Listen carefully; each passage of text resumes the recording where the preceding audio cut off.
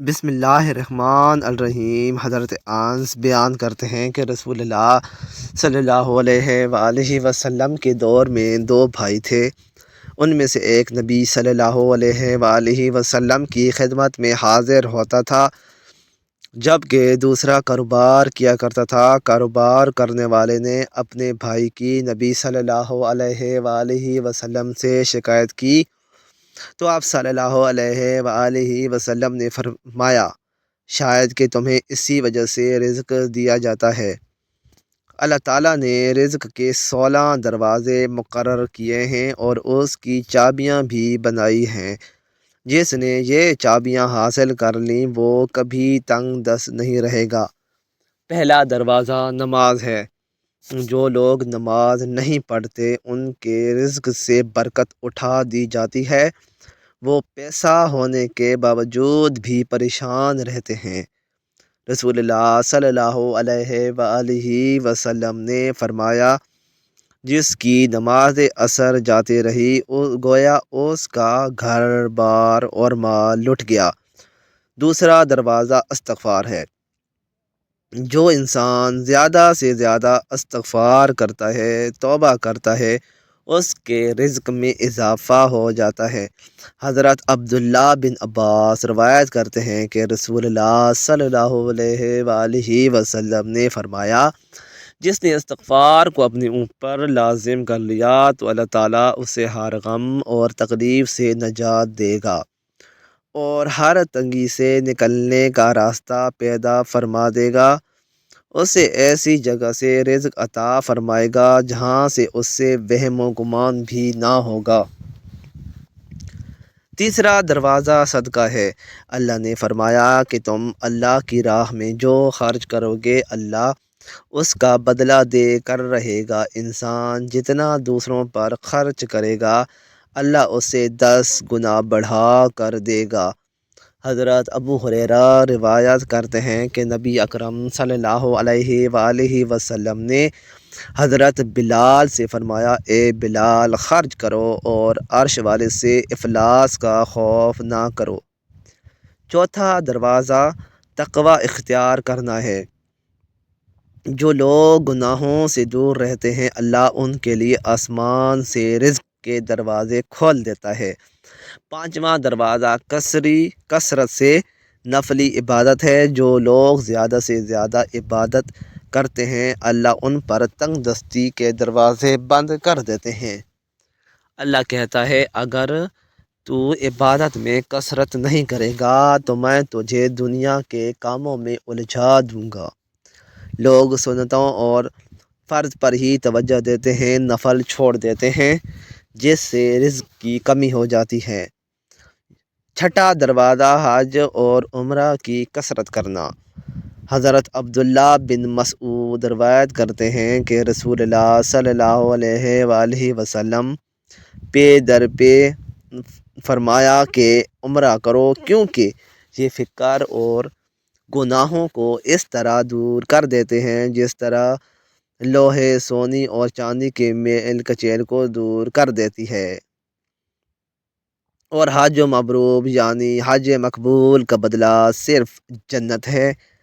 ساتواں دروازہ رشتہ داروں کے ساتھ اچھے سلوک سے پیش آنا۔ ایسے رشتہ داروں سے بھی ملتے رہنا جو آپ سے قطع تعلق نہ ہوں۔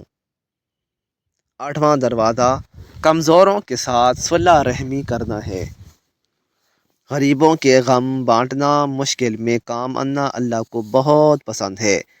نبی کریم صلی اللہ علیہ وآلہ وسلم نے فرمایا کہ بندوں کو ان کے کمزوروں کی وجہ سے رزق ملتا ہے اور ان کی مدد کی جاتی ہے۔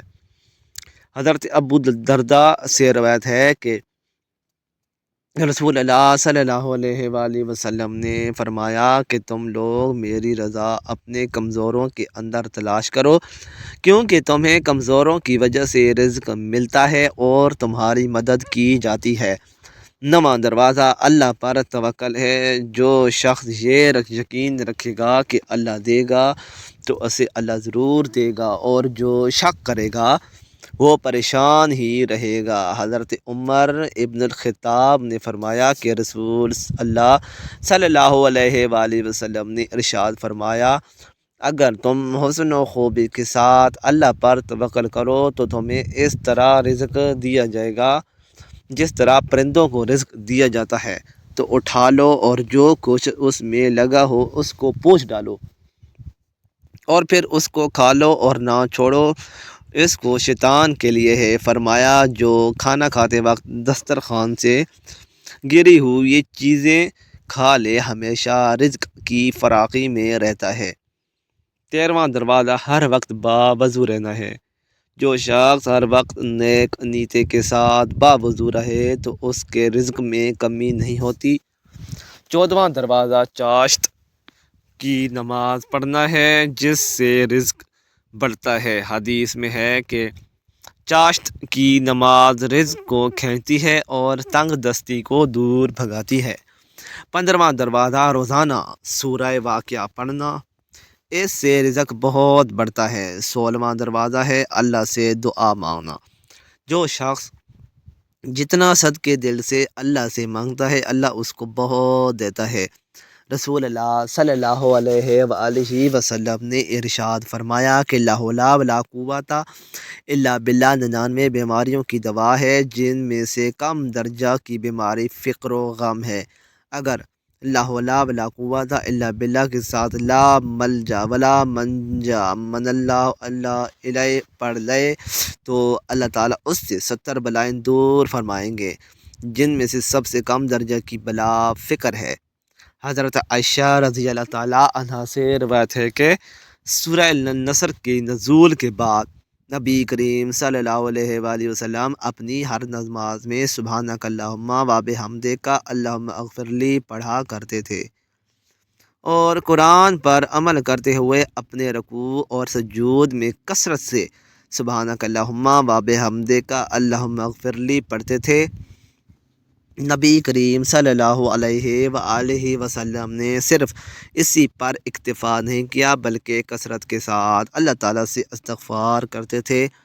ایک مجلس میں 100 مرتبہ اللہ سے استغفار کرتے، حالانکہ اللہ تعالیٰ نے آپ صلی اللہ علیہ وآلہ وسلم کے پچھلے تمام گناہوں کو معاف فرما دیا تھا اور وہ معصوم الخطا تھے۔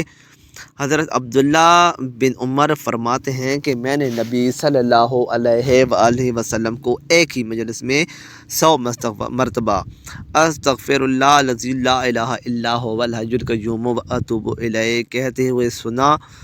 اس سے معلوم ہوتا ہے کہ نبی کریم صلی اللہ علیہ وآلہ وسلم کس کثرت اور مداومت سے استغفار کیا کرتے تھے۔